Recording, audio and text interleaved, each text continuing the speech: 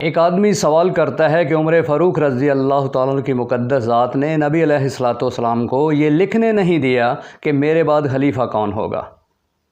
تو میں نے کہا کہ آپ کو اس بات کا کہاں سے خبر ملی ہے؟ تو کہنے لگا کہ احادیث میں لکھا ہے۔ میں نے کہا اچھا ٹھیک ہے، حدیث میں لکھا ہوگا تو صحیح ہوگا، چلیے حدیث کو دیکھ لیتے ہیں۔ تو جب حدیث کو کھولا تو اس کے اندر ابن عباس رضی اللہ تعالیٰ سے مروی روایت ہے کہ نبی علیہ الصلوۃ والسلام نے فرمایا کہ لاؤ ایک نوشتہ میں تمہیں لکھ دوں۔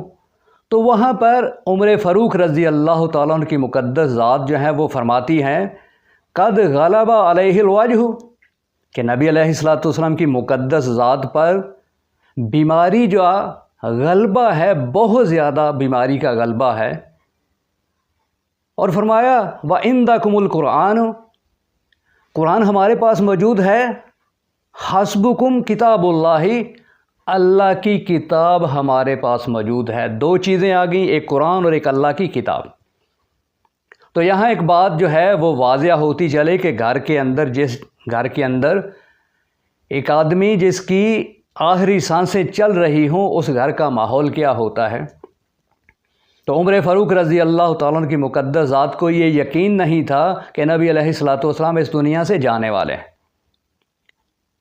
اور فرمایا ابن عباس رضی اللہ تعالیٰ عنہ نے کہ بعض لوگوں کو یہ خیال آیا کہ کیا اللہ کے نبی علیہ الصلوۃ والسلام دنیا چھوڑنے والے؟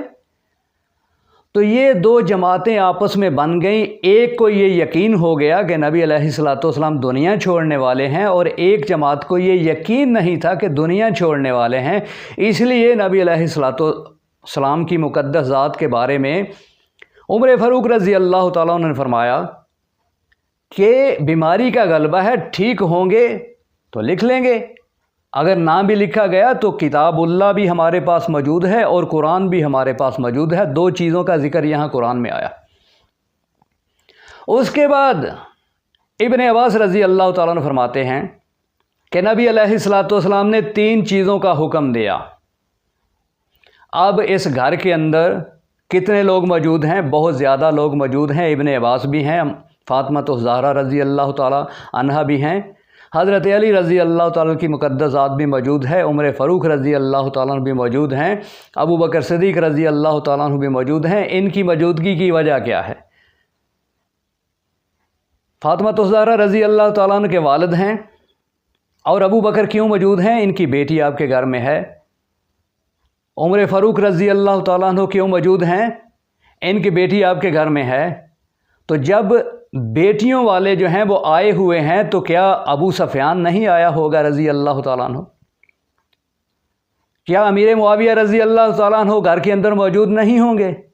تو کہتا ہے کہ ان کو رضی اللہ نہ کہو۔ میں نے کہا آپ کی مرضی ہے بھائی، نہ کہو، کوئی زور تھوڑی ہے۔ تو مقصد یہ ہے کہ اتنے سارے لوگ تھے، اکیلے میں بات تو نہیں ہوئی۔ کہتے ہیں ہاں اکیلے میں بات نہیں۔ میں نے کہا مجمع کے اندر بات ہوئی؟ ہاں مجمع کے اندر بات ہوئی۔ تو میں نے کہا یہ ابن عباس رضی اللہ تعالیٰ عنہ ہی فرما رہے ہیں، لکھا تو نہیں گیا، لیکن نبی علیہ الصلوۃ والسلام نے تین وصیتیں کی۔ ایک یہ تھی کہ مشرکوں کو جزیرۃ العرب سے نکال دینا، اور دوسری وصیت کیا تھی کہ قاصدوں کا اکرام کرنا۔ جو قاصد آتے ہیں، یہودی ہیں، عیسائی ہیں، پارسی ہیں، فرنگی ہیں، اور ان سے احسان کرنا جس طرح میں احسان کرتا ہوں۔ اور فرمایا کہ تیسری بات میں بھول گیا۔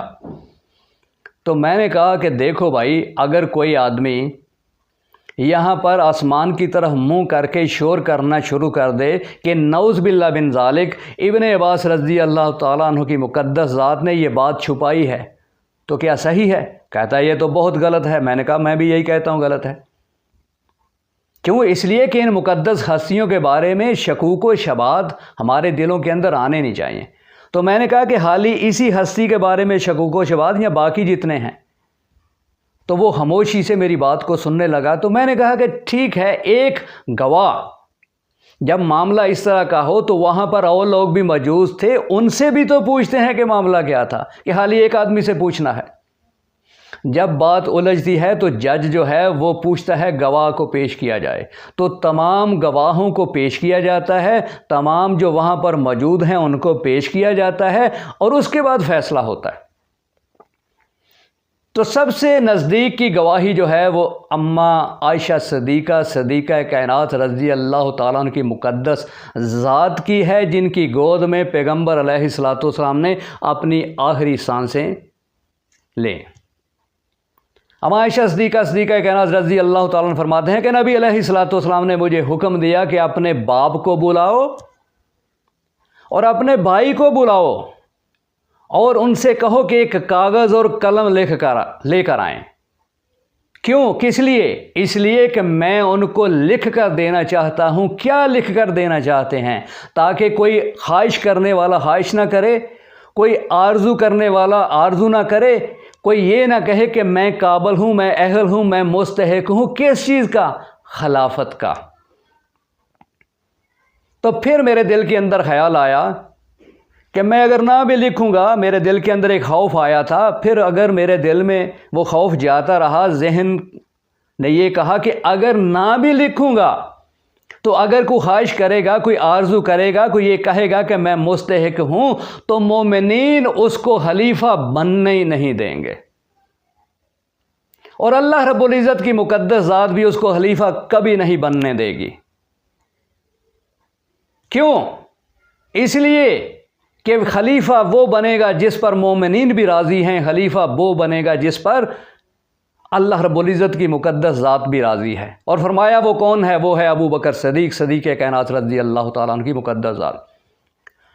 وہ کہتا ہے کہ آپ نے تو مجھے چکر ڈال دیے۔ میں نے کہا میں تو چکر اتار رہا ہوں، کسی اور کے ڈالے ہوئے چکر۔ بھائی صاحب، آپ کو جو غلط فہمی، جو چکر آپ کو ڈالے گئے ہیں، میں وہ چکر اتارنے جا رہا ہوں۔ آگے بات کو سنو۔ اللہ کے نبی علیہ الصلوۃ والسلام فرما رہے ہیں کہ مومنین اس کو خلیفہ بننے ہی نہیں دیں گے۔ میں نے کہا باقی کو چھوڑو، علی رضی اللہ تعالیٰ عنہ کی مقدس ذات کے بارے میں تمہارا کیا حال ہے؟ ابن عباس رضی اللہ تعالیٰ عنہ کی مقدس ذات کے بارے میں تمہارا کیا خیال ہے؟ حضرت حسن و حسنین رضوان اللہ علیہم اجمعین کے بارے میں تمہارا کیا حال ہے؟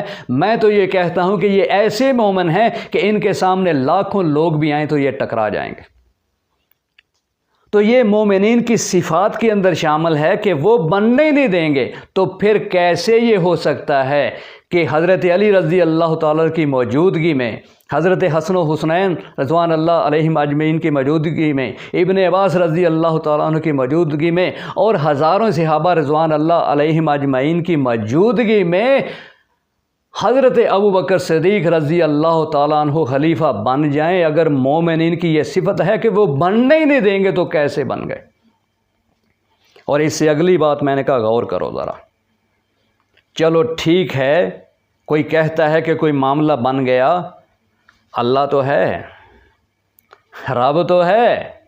جب پیغمبر علیہ الصلوۃ والسلام فرما رہے ہیں کہ کوئی خواہش کرنے والا، کوئی آرزو کرنے والا، کوئی کہے کہ میرا حق ہے، اللہ اس کو روک دے گا۔ تو اللہ نے اگر پیغمبر علیہ الصلوۃ والسلام کی زبان سے یہ لکھوانا تھا کہ میرے بعد خلیفہ حضرت علی رضی اللہ تعالیٰ عنہ ہوں گے، تو کیا اللہ کے پاس طاقت نہیں تھی؟